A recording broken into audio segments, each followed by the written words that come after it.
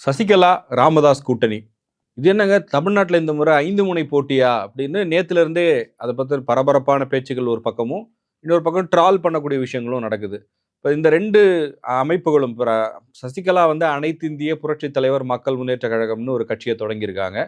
ராமதாஸ் பொறுத்தவரைக்கும் பாமக என்கிட்ட தான் இருக்கு, சின்னம் என்கிட்ட தான் இருக்கு அப்படின்னு அவருடைய கிளைம அவரு தொடர்ந்து முன் வச்சுக்கிட்டே இருக்காரு. இந்த சூழல்ல தான் இருவரும் சேர்ந்து ஒரு கூட்டணி அமைச்சிருக்காங்க. இந்த கூட்டணியினுடைய தாக்கம் எப்படி இருக்க போகுது? இந்த 2 தலைவர்களுடைய பிரச்சாரம் எப்படி இருக்க போகுது? இதனால் எந்த கட்சிகளுக்கு பாதிப்பு இருக்க போகுது? அப்படிங்கிற கேள்விகளும் எழுந்திருக்கு. காரணம், முதல்ல இப்போ சசிகலாவ எடுத்துக்கிட்டோம் அப்படின்னா, அதிமுகவின் பொதுச் செயலாளர்ன்னு கடந்த 1 மாசத்துக்கு முன்னாடி வரையும் கிளைம் பண்ணிட்டு இருந்தாங்க. அவங்களுடைய ஒவ்வொரு அறிக்கைகளும் அத குறிப்பிட்டுக்கிட்டே இருந்தாங்க. பட் ஒரு கட்டத்துல தனியா ஒரு அமைப்ப உருவாக்கி தேர்தல சந்திச்சா மட்டும் தான் தன்னுடைய பலத்த நிரூபிக்க முடியும் அப்படிங்கிற அடிப்படையில தனியா கட்சி ஒண்ணு ஆரம்பிச்சாங்க. கொடிய அறிமுகப்படுத்திட்டாங்க. இந்த தேர்தல்ல கண்டிப்பா என்னுடைய கட்சியை சேர்ந்தவர்கள் போட்டியிடுவாங்க அப்டின்னே அறிவிச்சிருக்காங்க. எதுக்காக இத பண்றாங்க அப்டின்னு பார்க்கும்போது, அதிமுகல தன்னுடைய கிளைம் என்ன? எந்த அளவுக்கு தனக்கான ஆதரவு தளம் இருக்கிறது? தன்னை அதிமுகவில் இணைத்துக் கொள்ளவில்லை என்றால், எதிர்காலத்தில் என்ன மாதிரியான சிக்கல்களை அந்த கட்சி சந்திக்க நேரிடும் அப்டிங்கிற ஒரு மெசேஜ எடப்பாடி பழனிசாமிக்கு தருவதற்கான ஒரு முயற்சியாகத்தான் இத அவங்க பண்றாங்கன்னே அரசியல் பார்வையாளர்கள் சொல்றாங்க. காரணம் என்ன அப்டின்னா, கடந்த ஒரு 30 வருஷமா, அதாவது செல்வி ஜெயலலிதாவின் மறைவு வரைக்கும் ஜெயலலிதாவின் நிழலாக இருந்தவர் அவருடைய தோழியான சசிகலா. அதுவரைக்கும் ஜெயலலிதா மறைவு வரைக்கும் அவங்க என்னைக்குமே கேமரா முன்னாடி வந்தது கிடையாது. பொதுவெளிக்கு வந்ததில்ல. எப்பவுமே அவங்க பின்னால இருந்து செயல்படக்கூடிய ஒருத்தரா தான் இருந்திருக்கிறாங்க. பட் அவங்களுடைய அதிகாரம் என்ன? அவங்க எந்த அளவுக்கு கட்சியில் ஆதிக்கம் செலுத்தினாங்க? ஆட்சியிலும் கூட யார் யாரெல்லாம் அமைச்சர்களாக இருக்கணும்? யார் எந்த அதிகாரி எங்க போஸ்டிங்ல இருக்கணுங்கிற வரைக்கும் சசிகலாவோட ரோல் இருக்கும் அப்படின்னு அன்னைக்கு அரசியலை அருகிலிருந்து பார்த்த எல்லாருமே சொல்லி நம்ம கேள்விப்பட்டிருக்கோம். அந்த அளவுக்கு இன்ஃப்ளூயன்ஷியலா இருந்த ஒரு நபர் தான். அதன் பிறகு ஜெயலலிதாவின் மறைவுக்கு பிறகு ஏற்பட்ட அரசியல் மாற்றங்கள், ஊழல் வழக்கில் தண்டனைன்னு சிறைவாசம்லாம் அனுபவிச்சுட்டு மறுபடியும் 2021 சட்டமன்ற தேர்தலுக்கு முன்பாக வெளிய வந்தாங்க. அந்த தேர்தல்லயே வந்து அவங்க நிச்சயமா ஒரு பொலிட்டிக்கல் ஸ்டாண்ட எடுப்பாங்கன்னு எல்லாரும் எதிர்பார்த்தாங்க. காரணம் என்ன அப்டின்னா, பெங்களூர் சிறையிலிருந்து சசிகலா சென்னையில இருக்கக்கூடிய அவருடைய வீட்டுக்கு வருவதற்கு ஏறத்தாழ 24 மணி நேரங்கள் ஆச்சு. அப்படி ஒரு பிரம்மாண்டமான வரவேற்பை அவருடைய ஆதரவாளர்கள் குடுத்தாங்க. அதனால சசிகலா எடுக்க போற முடிவு அப்படிங்கிறது தமிழ்நாடு அரசியலை புரட்டி போடும் அப்படின்னு அன்னைக்கு எல்லாரும் பேசினாங்க. ஆனால் யாருமே எதிர்பாராத வகையில அந்த தேர்தலை புறக்கணிப்பதாகவும், யாருக்கும் ஆதரவு இல்லைன்னு சொல்லும் ஒதுங்கி இருப்பதாக சசிகலா ஒரு அறிக்கையை வெளியிட்டாங்க. அதன் பிறகு அவங்களுடைய தாக்கம், அவங்க பேசக்கூடிய பேச்சு, அவங்க எடுத்த முடிவுகள்னு எதுவுமே பெரிய அளவுக்கு தமிழ்நாடு அரசியல்ல தாக்கத்தை ஏற்படுத்தல அப்படிங்கிறது எல்லாருக்குமே தெரிஞ்ச விஷயம் தான். இந்த தேர்தல்லையும் அந்த மாதிரி அமைதியா இருந்துட்டாங்கன்னு சொன்னா, அவருடைய ஆதரவாளர்களுக்கும், அவருக்கும் அதிமுகல என்ன ரோல் இருக்கு அப்படிங்கிற ஒரு கேள்வி வந்துருங்கிற அடிப்படையில, தனியாக ஒரு கட்சியை தொடங்கி தன்னுடைய பலத்தை நிரூபிப்பதற்காக இந்த தேர்தலை அவங்க சந்திக்கிறாங்க அப்படின்னு தான் சொல்லணும். இன்னொரு பக்கம் டாக்டர் ராமதாஸ். கிட்டத்தட்ட சசிகலாவுக்கும், ராமதாஸுக்கும் ஒரு காமனான ஒற்றுமை அப்படின்னு பார்த்தா, ஒரு 30 வருஷமாக ஒரு அதிகாரமிக்க நபர்களாக இருந்தாலும், அவர்கள் என்னைக்குமே வந்து அமைச்சர்களாகவோ, எம்.எல்.ஏ.வாகவோ, எம்.பி.யாகவோ இருந்தது கிடையாது. அதே நேரத்துல அவங்கள சுத்தி அரசியல் நடந்திருக்கு. அவங்க டிசைடிங் ஃபேக்டராவும் இருந்திருக்கிறாங்க. அப்படிப்பட்ட ஒரு நபர் இப்ப அதுல ராமதாஸ் வந்து கூடுதலாக அவருக்கு பெரிய வெயிட்டேஜ் என்ன அப்படின்னா, ஒரு கட்சியை தொடங்கி நிறுவனராக இருந்து 30 ஆண்டு காலமாக மாநில அரசியல்லயும், தேசிய அரசியல்லயும் பாமகவுக்கான ஒரு முக்கியத்துவத்துக்கு காரணமாக இருந்தவர். வன்னியர் சமூகத்தின் அடையாளமாக பார்க்கப்படக்கூடியவர். அதே மாதிரி சசிகலாவ எடுத்துக்கிட்டோம் அப்படின்னாலும், முக்குளத்தோர் சமூகத்தினுடைய அடையாளமாக பார்க்குறாங்க. அந்த சமூகத்தினர் மத்தியில் நமக்கான ஒரு அடையாளம், நம்மளுடைய பவரா இவங்க இருப்பாங்க அப்படின்ற மாதிரியான ஒரு தோற்றம் சசிகலா மீது செல்வி ஜெயலலிதா இருந்த வரைக்கும் இருந்துச்சு. அதன் பிறகும் ஒரு செக்ஷன் ஆஃப் பீப்பிள் இன்னும் சசிகலாவை அப்படியான ஒரு இடத்துல தான் வச்சிருக்காங்க அப்படின்னே சொல்றாங்க. அப்படி இருக்கும்போது இந்த 2 பேருடைய அரசியல் என்ட்ரி அப்படின்றது இந்த தேர்தல்ல தான் ஒரு வித்தியாசமான பார்வையோடு பார்க்கப்படுது. ஏன்னா, ராமதாஸ் இதுக்கு முன்னாடி என்ன முடிவெடுக்க போறாரு? அவர் திமுகவோட கூட்டணியா? அதிமுகவோட கூட்டணியா?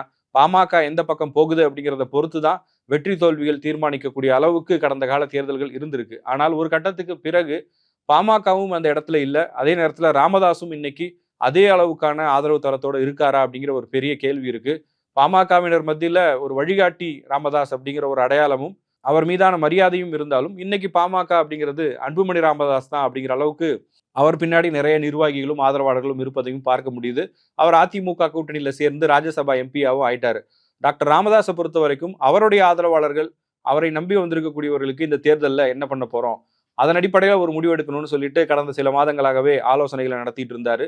ஆலோசனையின் இறுதியாகத்தான் இந்த முடிவை அவர் எடுத்திருக்கிறார். அவரும் வந்து இந்த 30-35 வருஷமா ஒரு ஆக்டிவ் பாலிடிக்ஸ்ல இருந்தாலும் எந்த ஒரு பதவிகளுக்கும் வந்தவர் கிடையாது. அதே நேரத்துல அவர் கை காட்டியவர்கள் மத்திய அமைச்சர்களாகவும் சட்டமன்ற உறுப்பினர்களாகவும் சில நேரங்கள்ல பாமக கொடுத்த ஆதரவின் காரணமாக ஆட்சியே இங்கு தக்க வைக்கப்பட்டிருக்கிறது. அந்த மாதிரி ஒரு இடத்துல இருந்தவர் தான்.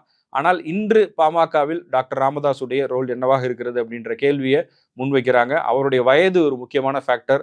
85 வயதை கடந்தவராக இருக்கிறார். அதனால அவரால் எல்லா இடத்துக்கும் போய் பிரச்சாரம் பண்ண முடியுமா அப்படிங்கிற ஒரு பெரிய கேள்வியும் முன்வைக்கப்படுது. இன்னைக்கு அரசியல் சூழலையே நம்ம பார்க்குறோம். இளைஞர்கள் அதிகமாக அரசியலுக்குள்ள வர தொடங்கிட்டாங்க. இங்க தலைவர்கள் மத்தியிலையும் பார்க்கும்போது சீமான், அண்ணாமலை, உதயநிதி ஸ்டாலின், விஜய்னு சொல்லி அடுத்த தலைமுறைக்கான தலைவர்கள் உருவாகிட்டாங்க. அவர்கள் பின்னால் பெருமளவுக்கு இளைஞர்கள் அணிதிரளவும் தொடங்கிட்டாங்க. இப்போ பாமகவை எடுத்துக்கிட்டோம் அப்படின்னா அன்புமணி ராமதாஸ் அந்த மாதிரி ஒரு இளைஞர்களுக்கான தலைவரா ராமதாஸால் அறிமுகப்படுத்தப்பட்டவர். இப்படி ஒவ்வொரு கட்சியிலையுமே அடுத்தடுத்த கட்டங்களுக்கான தலைவர்கள் வந்துட்டாங்க. அப்படி இருக்கும்போது இந்த 2 தலைவர்களும் எல்லோராலும் மதிக்கப்படக்கூடிய தலைவர்களா இருக்கிறாங்க. அவங்களுடைய வயதும் வந்து அந்த மாதிரியான ஒரு இடத்துல இருக்கு. இதெல்லாம் வச்சு பார்க்கும்போது ஒரு அரசியல் கட்சியாக அவர்களால் எந்த அளவுக்கு சாதிக்க முடியும்? அதுவும் வந்து இங்க இன்னைக்கு பிரதானமான போட்டியாக 4 முனை போட்டி உருவாயிருச்சு. அதுல திமுக, அதிமுக பலமான கூட்டணிகளை அமைச்சிட்டாங்க. தாவேகா மிகப்பெரிய ஒரு இளைஞர் படையோட தேர்தல் களத்துக்கு வராங்க. நாம் தமிழர் கட்சி 15 ஆண்டுகளுக்கும் மேலாக தனித்து போட்டி அங்கீகரிக்கப்பட்ட அரசியல் கட்சி அப்படிங்கிற ஒரு மிகப்பெரிய அடையாளத்தோடு இந்த தேர்தலை சந்திக்கிறாங்க. இவர்களையெல்லாம் தாண்டி 5வதாக உருவாக்கப்பட்டிருக்கிற இந்த கூட்டணி என்பது என்ன தாக்கத்தை ஏற்படுத்தும் அப்படின்னு அரசியல் பார்வையாளர்கள்ட்ட கேட்கும்போது என்ன சொல்றாங்கன்னா 2 விஷயத்த சொல்றாங்க. இவங்க 2 பேருக்கும் காமனான ஒரு கோல் இருக்கு. அதை நிறைவேற்றுவதற்கு இருவரும் கைகோர்த்திருக்கிறார்கள். சசிகலாவை பொறுத்த வரைக்கும் அவரால் அடையாளம் காட்டப்பட்ட டிடிவி தினகரன், அவருடைய சகோதரியின் மகளான டிடிவி தினகரன் இன்னைக்கு வந்து சசிகலாவோடு கருத்து வேறுபாடு ஏற்பட்டு அவர் வேறு பாதையில பயணிக்க ஆரம்பிச்சிட்டாரு. அதிமுகவோட கூட்டணி அமைச்சிட்டாரு. சசிகலா வந்து தனித்து களம் காண போறாங்க. அவருக்கு இவங்க வந்து என்ன பதிலடி கொடுக்க போறாங்க அப்படிங்கிறது இந்த தேர்தலில் தெரிஞ்சிடும். 2வது, அவரால் அடையாளம் காட்டப்பட்ட எடப்பாடி பழனிசாமி கட்சியின் பொதுச் செயலாளராக முதலமைச்சராக ஆக்கப்பட்டவர். இன்னைக்கு அவரும் வந்து சசிகலாவை கட்சியில் சேர்த்துக் கொள்ள தயாராக இல்லை. எனவே அவருக்கும் பாடம் புகட்ட வேண்டிய தேவை சசிகலாவுக்கு இருக்கிறது. அதனால் தன்னுடைய பலத்தை நிரூபிப்பதன் மூலமாக இந்த தேர்தலில் அவர்களுக்கு பாடம் புகட்ட முடியும். தன்னுடைய செல்வாக்கையும் நிரூபிக்க முடியும்னு அவங்க நம்புறாங்கன்னு ஒரு பார்வை முன்வைக்கப்படுது. 2வதாக டாக்டர் ராமதாஸ், அவருக்கும் அதேதான். அவருடைய மகன் அவரால் கட்சிக்குள் கொண்டு வரப்பட்டு அவரால் அடையாளப்படுத்தப்பட்ட அன்புமணி ராமதாஸ் இன்னைக்கு அவரோட கருத்து வேறுபாடு ஏற்பட்டிருக்கு. தந்தைக்கும் மகனுக்கும் இடையே ஒரு பிளவு ஏற்பட்டு 2 பேரும் வெவ்வேறு திசைகளில் பயணிக்கிறாங்க. அதுல கட்சியின் தலைவராக அன்புமணி ராமதாஸ் அவருடைய முடிவுன்னு தனியா அவர் எடுத்திருக்காரு. கட்சியினுடைய நிறுவன தலைவர் நான் தான் சொல்லி ராமதாஸ் ஒரு முடிவு தனியா எடுக்கிறாரு. இப்படியான குழப்பங்களுக்கு மத்தியில தன்னுடைய செல்வாக்கை நிரூபிப்பதற்கும் தன்னுடைய மகனுக்கு பாடம் கற்பிப்பதற்காகவும் டாக்டர் ராமதாஸ் இந்த முடிவை எடுத்திருக்கிறாருன்னு சொல்றாங்க. சரி, 2 பேரும் வந்து திமுக, அதிமுகவுக்கு போறதுக்கான வாய்ப்பு இல்லை. இப்ப திமுகவுக்கு ராமதாஸ் தரப்பு போறதுக்கு முயற்சி பண்ணதாக கூட செய்திகள் வந்தது. ஆனால் திமுகவும் ஒருவேளை அவங்களை ஏத்துக்க தயாரா இருந்தாலும் அந்த அணியில் இடம்பெற்றிருக்கக்கூடிய விசிகாவுக்கு அதில் தயக்கம் இருக்கிறதுன்றதுனால திமுக அந்த ரிஸ்க் வேணான்னு விட்டுட்டாங்க.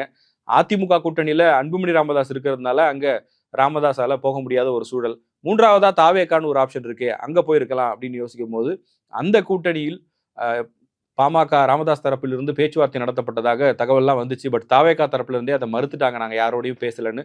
அதே மாதிரி சசிகலாவுக்கும் அதிமுகவுக்கு போறதுக்கான வாய்ப்பு இல்லை, என்டிஏக்குள்ள போறதுக்கான வாய்ப்பு இல்லை. ஆனா திமுகவோட அவங்க போகவே முடியாது. திமுக எதிர்ப்புங்கிற அரசியலை ஜெயலலிதாவோடு இருந்து செய்து வந்தவர் என்கிற அடிப்படையிலும் அவர் பின்னால் இருக்கிற ஆதரவாளர்கள் திமுக எதிர்ப்பு வாக்காளர்கள் அப்படிங்கிற அடிப்படையிலும் அவங்க திமுகவை தவிர்க்கிறாங்க. அதே நேரத்துல தாவேகாவோடு போறது ஒரு வகையில சசிகலாவுக்கு பலமாக கூட இருந்திருக்கலாம், இன்னும் அதிகமான ஓட்டு வாங்கியிருக்கலாம். அதிமுக பல இடங்கள்ல தோல்வியை சந்திப்பதற்கு கூட சசிகலா வேட்பாளர்கள் காரணமாக அமைந்திருக்கலாம். ஆனா அவங்களும் அங்க போக தயாரா இருந்தாலும் தாவேகாவுக்கு அதுல தயக்கம் இருந்ததா தான் சொல்றாங்க. காரணம் என்ன அப்படின்னா, சசிகலா ஊழல் வழக்கில் தண்டிக்கப்பட்டவர். அவரை வந்து ஒரு கூட்டணியாக கட்சியோடு சேர்க்கும் போது அது தாவேகாவை பாதிக்கும்ங்கிற அடிப்படையில தாவேகா அவர்களோடும் கூட்டணி சேர விரும்பவில்லைன்னு சொல்றாங்க. ஸோ இப்படியாக இப்போ இருக்கிற 3 அணிகள்லையும் எந்த அணியிலையுமே சேர முடியாத ஒரு சூழலும் இருந்ததுனாலதான் இருவரும் தனித்தனியே தேர்தலை சந்திப்பதனால் எந்த பயனும் இருக்க போறதில்ல. இப்போ வட மாவட்டங்கள்ல நிச்சயமா பாமக தரப்புல ராமதாஸ் வேட்பாளர்களை நிறுத்துவாரு. அதே மாதிரி சசிகலா தென் மாவட்டங்கள்ல வேட்பாளர்களை நிறுத்துவாங்க. அப்படி தனித்தனியா நிறுத்துறதை விட ஒட்டுமொத்தமா இருவரும் இணைந்து வேட்பாளர்களை முன்னிறுத்தினால் இது ஒரு தனிப்பட்ட பிரச்சனையாகவோ அல்லது ஒரு குறிப்பிட்ட சமூகங்களின் ஆதரவுக்காக மட்டும் தேர்தலை சந்திக்கிறோங்கிற அந்த அடையாளத்தை உடைக்கலான்ற அடிப்படையில இந்த கூட்டணியை அவர்கள் அமைத்திருக்கிறார்கள். இதுல மிகப்பெரிய சிக்கல் என்ன அப்படின்னா, யார் முதலமைச்சர் வேட்பாளர். ராமதாஸ் வந்து நான் இன்னைக்கோ சட்டமன்றத்துக்கோ நாடாளுமன்றத்துக்கும் போக மாட்டேன்னு முடிவெடுத்தவர் இந்த தேர்தலிலும் நிச்சயமாக போட்டியிட மாட்டார். சசிகலா அவர்களை பொறுத்த வரைக்கும் இந்த தேர்தலில் அவங்க போட்டியிட முடியாது. ஏற்கனவே அவங்க சொத்து குவிப்பு வழக்கில் தண்டனை பெற்றதுனால அந்த ரூல்ஸ் படி அவங்க தேர்தலில் நிற்க முடியாது. யார் முதலமைச்சர் வேட்பாளருங்கிற கேள்வி நேத்தே முன்வைக்கப்பட்டது. பட் அந்த கேள்விகளுக்கு அவங்களால 2 பேராலையுமே நேரடியாக பதில் சொல்ல முடியல. யாரை வந்து முதலமைச்சர் வேட்பாளராக முன்னிறுத்த போறாங்க. 2வது சின்னம். இப்போ சசிகலா இப்போ தென்னந்தோப்பு சின்னம் அப்படின்னு ஒன்று வாங்கியிருக்காங்க. அதையாவது அவங்க குறைந்தபட்சம் அறிமுகப்படுத்திட்டாங்க. இப்போ ராமதாஸுக்கு மாம்பழம் கிடைக்குமா? அப்படி கிடைக்காத பட்சத்தில் அவர் என்ன சின்னத்தை வாங்க போறாரு? யார் யாரெல்லாம் வேட்பாளர்களாக இருக்க போறாங்க? அப்படிங்கிற பல கேள்விகள் இங்கே முன்வைக்கப்படுகிறது. இருந்தாலும் அரசியல் இந்த 2026 தேர்தல் அப்படிங்கிறது சுவாரஸ்யங்களுக்கு கொஞ்சம் கூட பஞ்சம் இல்லை அப்படின்னு சொல்லக்கூடிய ஒரு தேர்தல் தான். அந்த வகையில் இந்த 2 கட்சிகளும் என்ன தாக்கத்தை ஏற்படுத்த போறாங்க அப்படிங்கிறத மக்கள் தான் முடிவு பண்ணணும். இந்த 2 கட்சிகளுடைய டெவலப்மெண்ட்ஸ் குறித்து இந்த வீடியோவில் நம்ம விரிவாக பேசியிருக்கோம். உங்களுடைய கருத்து என்ன அப்படிங்கிறத கமெண்ட் செக்ஷனில் பதிவு பண்ணுங்க.